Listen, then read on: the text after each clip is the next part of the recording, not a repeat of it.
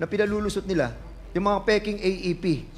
Na wala naman silang in-issue na AEP ang DOLE 19 lang Tapos, meron doon, may AEP, nakalusot, dinismiss nila yung kaso, pinakawalan nila 249 ng mga Chinese, na ngayon kasalumuhan natin, yung mga foreigners na yon. Pero bakit nyo nga dinismiss Tapos pinakawalan nyo yung 249 It's a matter of the rules of evidence, Mr. Chair. That's why they were released. Wala na nga silang AEP. Di ba? Sinasabi na ng DOLE, 19 lang ang AEP. Yung 249 na dinismiss nyo, pinakawalan nyo. Wala silang AEP. In other words, kung wala silang AEP, hindi nyo sila pwede bigyan ng 9G visa. Correct? Yes or no? We do not issue 9Gs, Mr. Chair, the BSI. It's So anong in-issue nyo sa kanila? The 9G visas are issued by the Board of Commissioners through the legal division. Of course. Not the BSI. At dumadaan yan sa Board of Inquiries, of Special Inquiry. Don't fool me. Ang tanong ko sa iyo, Attorney Ledesma, all of these 332 foreigners, do they have AEP?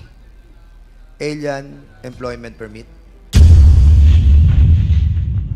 Did you have a due diligence sa DOLE about the AEP prior to your issuance of 9G visa to those 249 Chinese nationals? Do you have? We did not check You did the not AEP, get a due Mr. diligence Chair. from DOLE? DOLE. So, per our alien employment permit monitoring system, sir, both old and new, for year 2021, we have issued 19 AEPs or alien employment permits. And for the year 2022, Your Honors, Mr. Chair, we issued 34. Wait, 2021, you issued how many AEPs? 19, Mr. Chair. 19. Oh, Sir, Attorney Ledesma, they issued 19 AEPs. AEPs, a requirement prior to the issuance of 9G visa. Para sa kaalaman ng ating mga kababayan, this 9G visa, kapag sinecure mo, mabibigyan mo ng 3 taon dito magtatrabaho yung mga Chinese national na yan. Kaya ayaw nila ng SWP o yung tinatawag nating working permit. Dahil yon 6 months lang yon. And AEP is one of the requirement of the 9G visa para makapagtrabaho dito yung mga Chinese na yan. Saan ang galing, Attorney Ledesma? Kung 19 lamang ang nakuwang nabigay nilang AEP doon sa Hongshen, yung nahuli doon na 332, pinakawalan nyo yung 249, okay? Saan ang galing ang AEP nila? Anyway, PBDEC, pasensya na po kayo, PBDEC. This is all about you. This time, it's all about you. PBDEC, kayo po ay, noong 2021, sino po ang administrator ng PBDEC? At Attorney Lavinia? Pompey? Hindi po attorney, Pompey Lavinia lang. Pompey Lavinia. You were the administrator during that time. 2021, up to November 12, 2021. And during that time, you remember that a certain Attorney Les Gusey of the Legal Service Division and a certain Colonel Pete Dakipil have notified the Office of the Administrator of a certain email coming from Director Alikpala that indeed there was an incident regarding the docking of a vessel from Vietnam at Pilsanji Port. Do you remember this incident? That's correct, Your Honor. And on January 30, the Security Service Division received tip-offs on alleged rice and drug smuggling going on at the Pilsanja Port doon kay Mr. Tony Ong. Is this correct? That's right, Your Honor. That the text message was sent to me, and I alerted the security division. And a vessel from Vietnam dock at the Pilsanjia Port was subjected to heightened alert as there was a need for PhilBidec management to be on guard against a repeat of the Verde Soco incident, where PhilBidec employees and the former administrator were subjected to press and congressional inquiries. Is this correct? That's right. I was very worried of something like that happening again, so we acted on the intel that came to my cell phone that there might be smuggled rice, and there was even, I think somebody told me verbally, possibly illegal drugs. And that voyage of the vessel MB Binpok 168 carried loads of 2,900 metric tons of rice. Am I correct? I cannot remember the exact amount, but it should be in the documents, Your Honor. And on January 31, 2021, you personally went to the port in order to check That's right, Your Honor. if there was indeed an alleged rice and drug smuggling. That's correct. And the cargo was held there as need to be checked by Sanjia Port dahil hindi siya pwedeng magpasok ng rice because it has no permit to operate as a commercial port. Tama? Opo, because they actually had there was already a board resolution approving its operation as a commercial port that was Yes. that was approved the previous term, but then they had not complied with all the conditions, including public hearing, publication of tariffs, consultation with the other port operators. We have 13 ports in FIBIDEC, Your Honor. So in other words, Mr. Pompey Labiña, you were saying that there was a certificate of board resolution number 2841 series of 2020 which was approved by the former administrator. And who is the former administrator? By the board, Your Honor, but including By the the board. former administrator. The And administrator cannot approve it by himself. And that internal document was not meant for public consumption. That's correct, Your Honor. So, Attorney Quijano, so why was there a resolution granting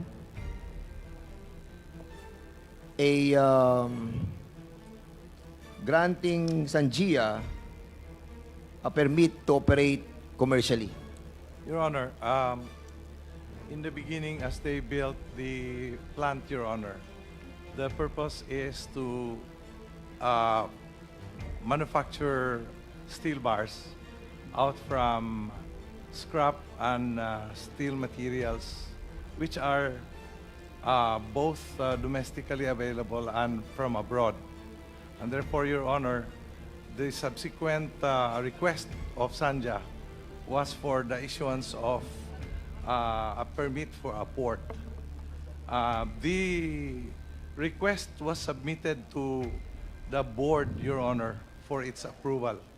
Subsequently, Your Honor, the board of FIBIDEC approved the request for the building direction of a port, Your Honor. Yes. Why do you have to approve a board resolution converting that port into a commercial port without persecuting? No, there is No, no... wait.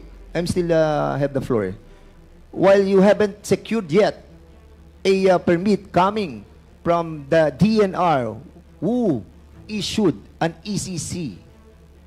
Your Honor, the permit, if you will notice, subjects itself to all the government requirements, including public hearing, Your Honor. Attorney Quijano, ang sinasabi ko po, bakit hindi muna kumuha sa DNR ng ECC dahil yung ECC nakasabi doon, hindi siya for commercial port. Di ba? Kung hindi pa siya commercial port, walang karapatan ang board ninyo, including you, to approve such resolution converting that to a commercial port. Your Honor, Ang dami po nating dapat kunin munang mga dokumento coming from the national agency before a resolution can be secured from PBDEC. wala pong converting, Your Honor. Ha? The request for a port was hindi po converting to a commercial port. Ang request po ng Sanja was for a port. Yes. So, binigyan po ng board ng approval for a port. Yung issue ng conversion, Your Honor, like what was pointed out by Administrator Lavinia, was subsequent because when the port was finished, it was already during the watch of Administrator Lavinia, Your Honor. Yes. My term was July 2017 to September 2020, Your Honor. So, for your information, Attorney Kiana, ito ang nilalaman ng inyong resolution. Resolved to grant the intent of Pilsangia Port to engage in commercial operation subject to public hearing or consultation. Yes, Your Honor. So, since walang public hearing or consultation, so meaning, hindi mo siya mako-convert into commercial port. Am I Yes. correct? I agree, Your Honor. Yes. Bakit nakapasok yung mga rice? And I don't know if there is drug inside.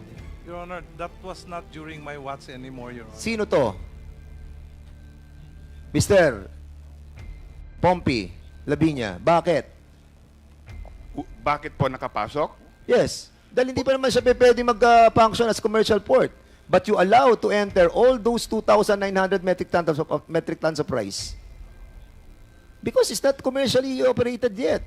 That's Dahil right. ang sinabi nyo dito, unless a public hearing or consultation must be subjected first. That's right, Your Honor. Have you conducted a public hearing? At the time, there was no public hearing. That's why we Yes. intercepted the boat because there was even no permission for the boat to land. Yeah, but would you allow the enter of the 2,900 metric tons? Eventually, you have decided to release all those 2,900. And I will tell you why. I will tell you why. Andito nakalagay. At 1:11 p.m. of February 2021, Attorney Gusay informed the administrator that she has verified with BOC Collector John Simon by phone call that the documents of the importation are in order and that BOC has also verified with Regional Director of NICA that there is no alert order for the importation. Suddenly, nagkaroon na ng clearance. A meeting was requested by Collector John Simon with the PBDEC representative in the afternoon. Attorney Gusay was allowed by the administrator to attend the meeting. A report on what transpired during the meeting was submitted by Attorney Gusay on February 2021. During the meeting, Attorney Noe S. Penilio Jr. disclosed that PBDEC 1A will be in trouble if the cargo was not released immediately. Sino ang sinasabi ni Noe L. S. Penilio Jr., attorney, na kapag hindi na-release ang cargo, PBDEC will be in trouble?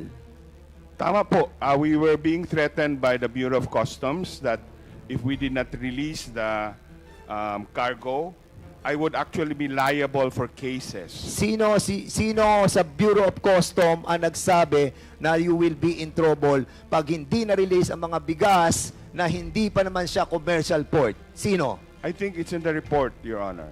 What's the name? Who did it? You tell me. I I'm think going it's to look for it. I don't have copy of the report, but I think it's the lawyer of the shipper and then Manuel, was it Manuel, the BIR, the customs the customs person in charge in FIBIDEC at the time. Who's the And in fact, Your Honor, Commissioner Guerrero? No, si Commissioner Guerrero, nag-imbestiga si Secretary Dominguez after. Because they were actually thinking that I was holding the view of the customs and the view of the Department of Finance that I was holding the cargo illegally. Okay, Mr. Chairman, I know that this will take so long, no? This will take so long. We are not done yet. It's already 11:30 and I have an issue first with the immigration. But, Lavinia, Attorney Lavinia, Pompey Lavinia. Yes po. We will be inviting you over again in the next hearing. Opo. We have to settle this issue. And we will Opo. be inviting those Bureau of Customs who have signed the release of this illegal smuggling of rice sa Sanjia. Not yet a commercial port, pero ni-release. And even, yung initial indication that there are illegal drugs shipment inside was also cleared by Nika. Am I correct? Yes, after the dog, I had the canine dog sniff all of the cargo, Your Honor. And then the report that we got had come from Nika. That was what they said. But then Nika denied that there was such an intel report, Your Honor. But of course, I cannot verify 100% that the report actually came from Nika. I was told that the report came from Nika. Okay, thank you so much. In the Mindanao Container Terminal, you know that Mindanao Container Terminal? Yes, Your Honor. Yung 48 hectares under the PB deck, port natin, Yes, Your Honor. which is being handled by the ICSTI. Yes, Your Honor. And during that time, there is a designated examination area. Di ba meron tayong designated, tinatawag natin DEA? Opo. Meron tayong DEA, designated examination area. Opo. During your time, nasaan ang designated examination area? Yung x-ray natin na supposedly, di ba? Yun na nag-check ng mga pumapasok nating cargo. Saan siya nakapwesto? Sa loob ng Mindanao Container Terminal o outside, nakalagay doon sa PB deck? If I remember correctly, Your Honor, nasa labas. Yes, why? Why did you allow this? Who I- contracted the contract with Golden Sun and the PBDEG for a 30 years up to 2030? The contract together with the Golden Sun. Yung x-ray natin wala sa loob, naandun sa labas. Paano natin ma-check ang lahat na pumapasok na kargamento kung nasa labas siya? Tama po yun. Existing na po yun when I came in, so I don't know who And why you contracted did not it. check it and try to cancel that contract? Wala na tayong ma-check, Mr. Chairman.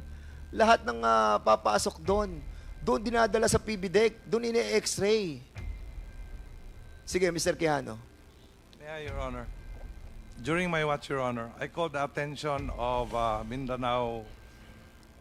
Container terminal. No, the inspection unit for X-ray. In fact, Your Honor, I brought one of the X-ray units inside. However, you know, Your Honor, because of that, I got the heat, and the people operating the X-ray got so angry. Eventually, Your Honor, customs insisted. And who owns the Golden Sun that operate as a service provider for that x-ray? I cannot. What is the name? Kilala mo to. You tell us. I cannot with certainty say that, Your Honor, because I was not a contracting party of Golden Sun. The Golden Sun contract was entered into before my watch, Your Honor. Mr. Pompey, who owns the Golden Sun? I do not know, Your Honor. But the documents should be in FIBIDEC. PBD, kayo pareho eh. Ba't hindi nyo alam? Is it Dennis Oy? Yes or no? Ano po? Dennis Uy. I don't recognize that name, Your Honor. Sa Golden Sun. Yes or no? Hindi. I don't recognize the name. I don't know. Hindi mo kilala ni Dennis Uy. Hindi ko po kilala. Ikaw, Mr. Quijano, hindi nyo kilala. I haven't read the contents of the contract, Your Honor. And the contract states up to 2030. Yeah, it was Correct. the previous administration, Your Honor. And the x-ray, it's outside the terminal. Unfortunately, Your Honor, despite my protestation, it was brought out by the customs At men. dito papasok ang lahat ng hindi mo dumadaan sa x-ray. Mr. Chairman, all the cargos na nanggagaling po sa Mindanao Container Terminal, dumadaan sa kanilang x-ray doon sa labas ng terminal. Saan ka naman nakakita ng ganitong klase ng... Correct. Nakalabas na yung cargo bago may dadaan sa x-ray. And they have contract until 2030. Mr. Chairman, we need to investigate this further. Punta po tayo sa immigration. Immigration. Doon sa Miss Alice Go, remember that we have talked about the yung mga nahuli na mga 323 na mga Chinese sa Baofu. And remember that sabi ko sa iyo na kung may kilala ka sa immigration and you attended a Christmas party kay Attorney Carlos Capulong, Yes po, Your Honor. and you told me na kilala mo siya. at ikaw yung guest speaker sa Christmas party. Your Honor, I was invited. Hindi naman po talagang guest speaker po. Pero you are special kasi nga hindi nga ako naiimbita dun. Ikaw naiimbita. Sorry ako. Okay. Mr. Attorney Carlos Capulong, gaano mo kakilala si Alice Go? Good afternoon, Your Honor. Yes, good afternoon. Mr. Good Chair. evening. Good evening, Your Honor. Mag-good morning na, 30 minutes na lang. Yes, sir. Gaano mo kakilala si Miss Alice Go? Good friend, Your Honor. How good is the friendship? We met over time, Your Honor. We met sometime May 2021, and then communicating. Then sometimes we go out for lunch or dinner, and then during that time I saw her. When I met her, she was not a mayor yet. She was an ordinary citizen. She was a businesswoman. And then I met her again personally during, I think it was sometime September of 2022. I went to the opening of Clark International Airport. All the LGUs of Pampanga and Tarlac were there. It was the opening. It was together with all the officials, and the president was there. My commissioner was there, and that's the time we. Bakit naman siya naisipan mong imbitahan sa Christmas party? Well, actually, it was just a chance invitation, Your Honor. Because since we met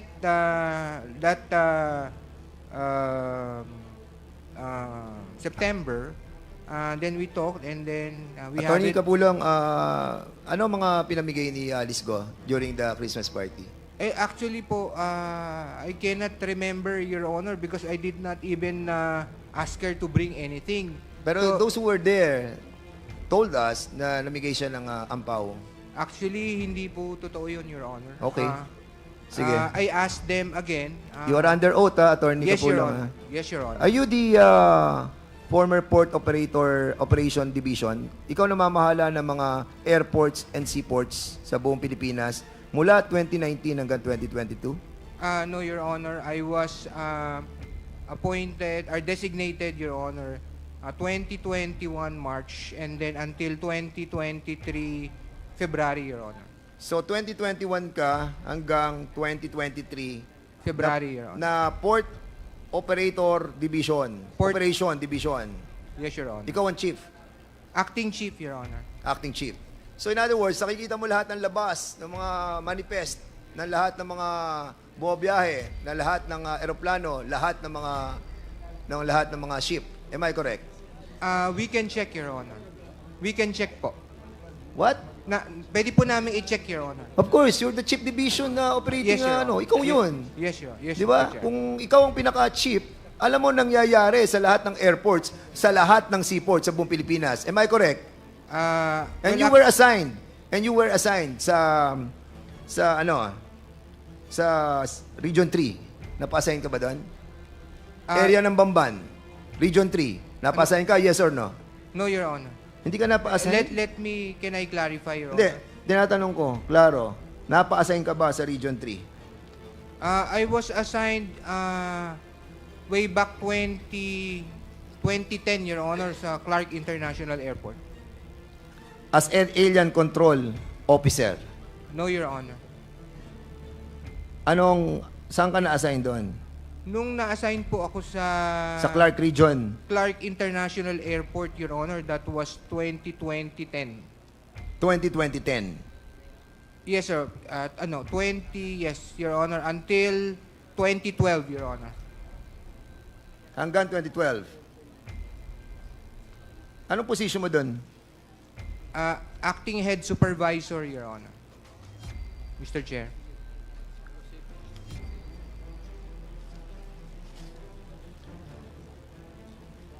You have a law firm, attorney? Wala po, Your Honor. Are you related to Michelle Mabute? No, Your Honor. Isn't she your girlfriend? No, Your Honor. You have you have a child with her? No, Your Honor. Are you sure? Yes, Your Honor. Okay. I want to make it sure, ah. Right now, you are suspended. Am I correct? Yes, Your Honor. Why are you suspended? It stemmed for a case that a visa that I prepared and reviewed two visas, Your Honor, that I prepared and reviewed, and then it was approved by the Board of Commissioners. And then after post-audit, Your Honor, it was determined that there was a problem with regard to, I'm not sure, Your Honor, with the non-registration of the entity, Your Honor. Okay. During the time that you were with not yet suspended, together with Attorney Gemma de la Cruz, Attorney Siriban, and Attorney Vera, were you a part of the hearing officer who heard the 9G visa? Yes, Yes or Your no? Honor. Yes, Your Honor. Yes, okay. And during the time that you have been a part of these hearing officers, have you encountered yung issue nung 323 na mga na-apprehend doon sa Bamban? No, Your Honor. No. I was Yes. I was in the airport that time, Your Honor. And during that time, you have already established your position in that area. Am I correct? What area, Your Honor? Yung current before you were suspended.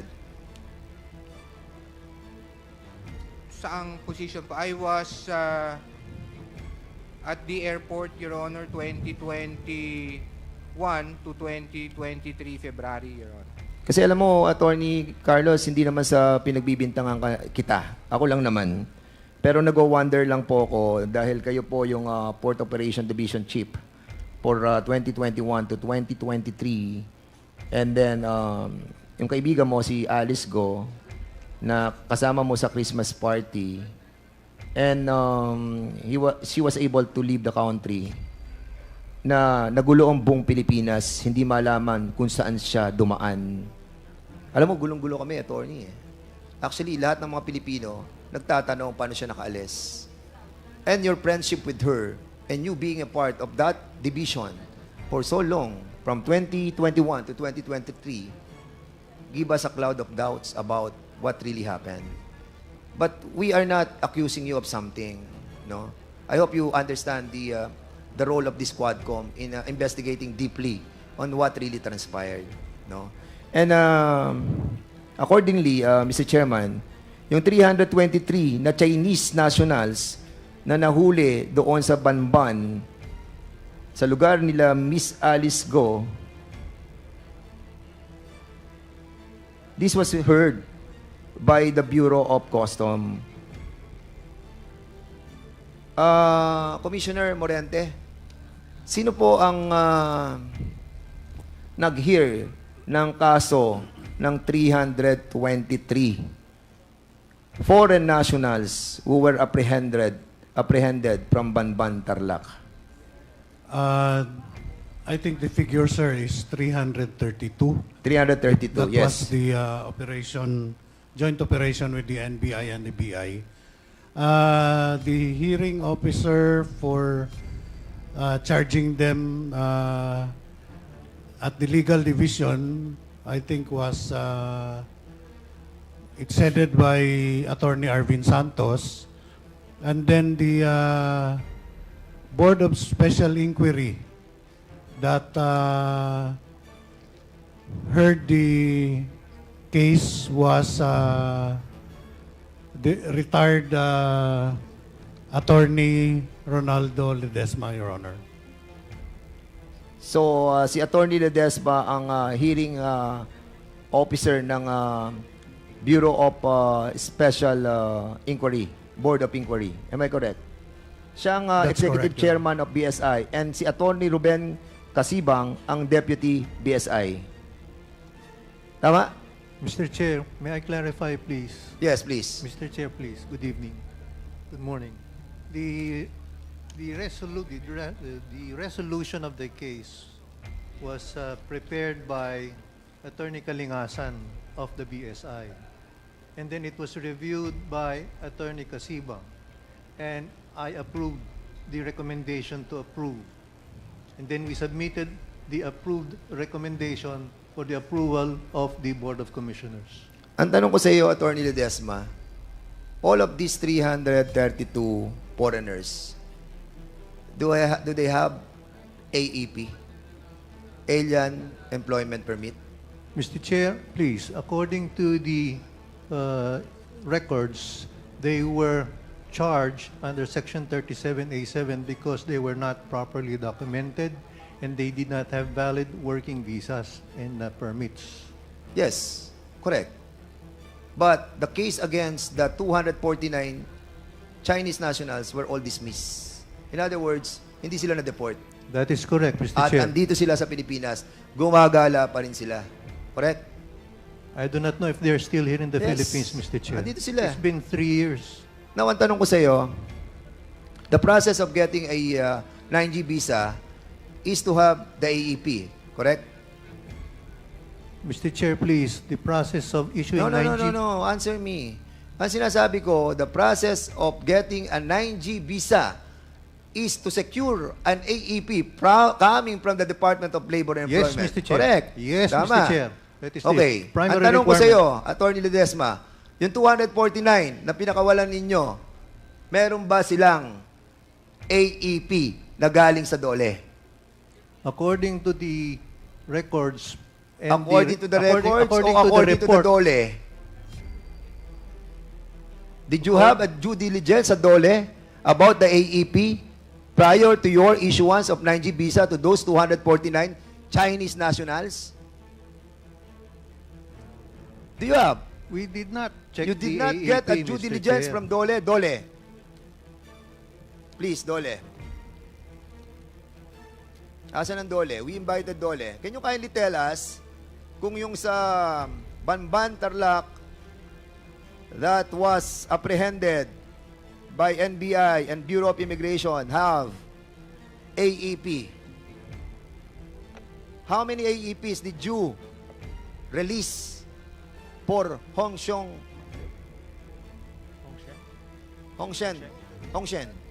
Good evening, Mr. Chair. I'm Pago Magtoto from Dole Region 3. So, per our alien employment permit monitoring system, sir, both old and new, for year 2021, we have issued 19 AEPs or alien employment permits. And for the year 2022, Your Honors, Mr. Chair, we issued 34. Wait, 2021, you issued how many AEPs? 19, Mr. Chair. 19. Oh, Sir, Attorney Ledesma, they issued 19 AEPs, a requirement prior to the issuance of 9G visa. Para sa kaalaman ng ating mga kababayan, this 9G visa, kapag sinecure mo, mabibigyan mo ng 3 taon dito magtatrabaho yung mga Chinese national na yan. Kaya ayaw nila ng SWP o yung tinatawag nating working permit. Dahil yon 6 months lang yon.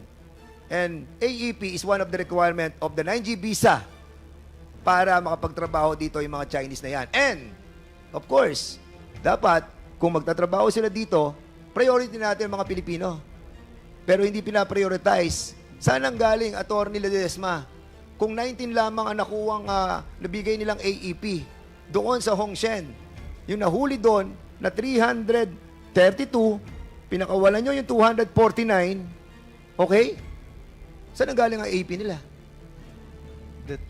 They were charged, Mr. Chair, with working without visas and permits. Oo nga pero bakit nyo nga dinismiss Tapos pinakawalan nyo yung 249 It's a matter of the rules of evidence, Mr. Chair. That's why they were released. Wala na nga silang AEP. Di ba? Sinasabi na ng DOLE, 19 lang ang AEP.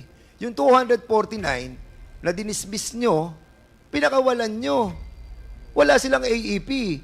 In other words, kung wala silang AEP, hindi nyo sila pwede bigyan ng 9G visa. Correct? Yes or no? We do not issue 9Gs, Mr. Chair. the BSI. It's So anong the- inisyu nyo sa kanila? The 9G visas are issued by the Board of Commissioners through the legal division. Of course. Not the BSI. At dumadaan yan sa Board of Inquiries, of Special Inquiry. Don't fool me. Dumadaan sa Board of Inquiries No. yan. Dumadaan sa AEPs, inyo. Yes. Alien employment permits, Mr. Chair, during my time there at the Bureau of Immigration, we do not process 9Gs. Hindi nyo pinaprocess ang 9Gs because ang nag-a-approve don't. nun, Commissioner. The 9G visa applications are processed by the legal division. Legal Division. Yes. And then, saan siya dadating? Dadaling siya sa... Bago siya dumating sa... Sino ang pumipirma sa kanila? Mga commissioners, correct? Yes, Mr. Chair. And you are one of the commissioner. Mr. Chair, You were one of the commissioner during that time, correct? I was the executive chairman of the Board of Special Inquiry. Of course, but you are also the commissioner. Tama? Yes or no? Commissioner ka din eh. Assign ka lang sa Board of Inquiry eh. Tama?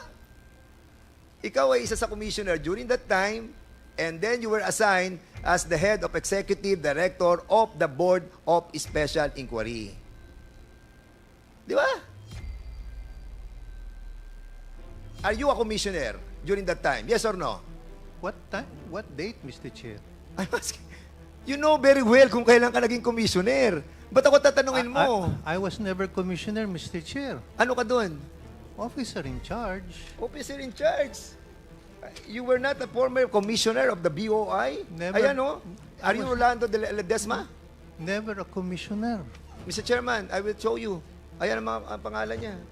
Ronaldo Ledesma, officer in charge, commissioner. Hindi ka ba? I'm not. Wait. I was officer Wait. in charge, not commissioner, Okay, Mr. Mr. Chair. Chairman. You are OIC. Yes, Mr. Chair. Function mo is still I commissioner. was OIC. But your function is still commissioner. OIC ka. In 2010. Okay. Alam mo, Attorney Ledesma, please, you were an OIC. I was an OIC, Mr. O yan. Chair. 2010. OIC commissioner.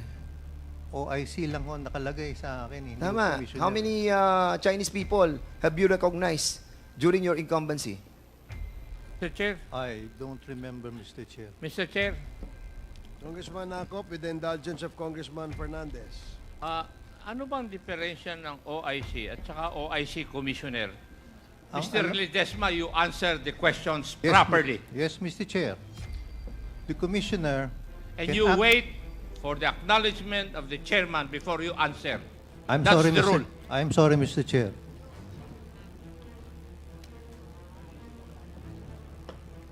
Okay, proceed. The Okay. the Tanong ko, ay, are you asking something? No. Let him reply first. Sige, what is your response? An officer in charge has limited powers, Mr. Chair. He cannot perform acts concerning policies. He operates only on the basis of running the daily affairs of the office. But the commissioner can implement policies, serious policies and guidelines. At ang OIC, Mr. Chair, he often takes directions from the Secretary of Justice, while a commissioner can exercise his discretion on Okay. important matters. Sige. What are the instances when there is a need to appoint an OIC? Often when, may I answer, Mr. Chair? Yes, please. Often when there is a vacancy and the vacancy for a commissioner or a deputy commissioner is vacated, Now, if there is a vacancy and an OIC is appointed, and there is a need to change a policy of the immigration, can you not perform the duty of a regular commissioner? we have to seek the permission of the secretary, Mr. Chair. In fact, the orders, instructions have to be countersigned by the secretary. I agree, because everything that the commissioners, how many commissioners there are in the bureau? There is one commissioner and there are two deputy commissioners. Two deputy commissioners. Right now, there are three deputy commissioners, Mr. Chair. So in the event that a policy must be changed, who proposes changes in the policy? Is it the DOJ, the SOJ, or it should come from the commissioners or the members of the commission? It can be a proposal submitted by the board. It can be a proposal submitted by the commissioner, Mr. Chair. So, in other words, pwedeng manggaling sa inyo. Pwede manggaling sa inyo. Sabi Yes, mo, Mr. pwede Chair. sa SOJ, pwede sa inyo eh. Di ba? Yes, Mr. Chair. Oh, ang tanong kasi sa iyo kanina ni Congressman Dan Fernandez, were you ever appointed as a commissioner? Sabi mo no, OIC lang. You're trying to Yes. you're trying to give us an answer that you probably feel that cannot pinpoint to you directly being or effectively performing the function of a commissioner. Yun din yun eh. Di ba? Yun din yun eh, di ba? Practically all the functions of a commissioner can be done by an OIC except on matters where policy will be proposed, correct? Yes, Mr. Chair. Di 99%, ganun din yun. Dahil Yes, pang sinagot, tinatanong ka lang niya kanina kung nag-commissioner ka eh. Kasi nagpapalusot lang Mr. Chairman sila Alam mo, ito yung bagong alam mo nakakalungkot, yung pastillas gang na sinasabi nila. Napalitan niya ng pipino gang. Pipino. Mga peking Pilipino na pinalulusot nila. Yung mga peking AEP. Na wala naman silang in-issue na AEP Ang Dolly 19 lang Tapos, meron doon, may AEP, nakalusot, dinismiss nila yung kaso, pinakawalan nila 249 ng mga Chinese, na ngayon kasalumuhan natin, yung mga foreigners na yon. As a matter of fact, Mr. Chairman, I will show you something. Dahil ito sa ginagawa nila, yung recognizing, yung ating pong mga Chinese, mga national, ayan, marami silang mga taga-ombudsman, sa ombudsman, sa mga Bureau of Immigration, na mga empleyado nila, na sukang-suka na sa nangyayari sa loob. Meron tinatawag silang Gucci gang sa loob. Meron silang tinatawag na pastillas gang at ang pinakamalaki ay ang Filipino gang. Pipino gang.